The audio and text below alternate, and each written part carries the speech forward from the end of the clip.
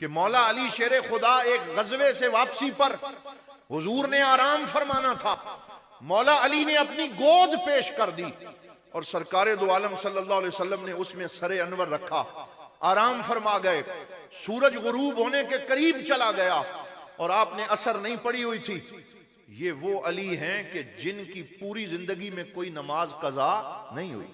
आज बड़े लोग मौला अली का नारा लगाते हैं, लेकिन उनमें से लाखों ऐसे हैं, मैं लाखों कह रहा हूं, लाखों कह रहा हूं, लाखों ऐसे हैं जो नारा तो लगाते हैं लेकिन उन्हें नमाज नसीब नहीं है, नमाज नहीं पढ़ते। और कुछ तो ऐसे हैं जो भांग के प्याले चढ़ा जाते हैं, फिर मौला अली का नाम उस मुंह से लेते हैं और अकीदे खराब करके मौला अली का नाम लेते हैं। मैं आज ये भी बताना चाहता हूं कि मौला अली का नाम वो ले जो उनके रास्ते पे चलने वाला है, जो उनके नक्शे कदम पे चलने वाला है, जो नमाजों की पाबंदी करने वाला है।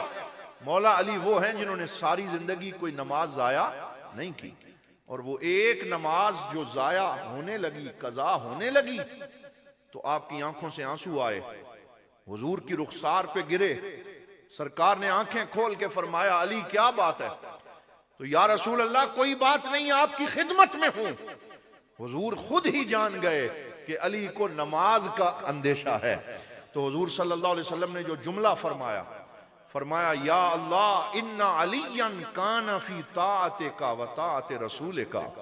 फरमाया यार ए मेरे रब, अली तेरी खिदमत में था, तेरे नबी की खिदमत में था। अली तेरी इताअत में था, तेरे रसूल की इताअत में था।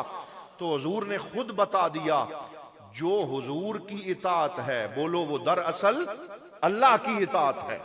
जो हुजूर की खिदमत है वो हकीकत में अल्लाह की खिदमत है। फरमाया ए मेरे रब, अली तेरी इताअत में था, तेरे रसूल की इताअत में था। फर्द शम्स लहू, ए मेरे रब इसके लिए डूबे हुए सूरज को वापस पलटा दे। तो अल्लाह ताला ने करम किया और मौला अली की नमाजे असर के लिए डूबा हुआ सूरज वापस पलटा और मौला अली ने नमाजे असर अदा की। अब आला हजरत बोले, फरमाया मौला अली ने वारी तेरी नींद पर नमाज, और वो भी असर, सबसे जो आला खतर की है।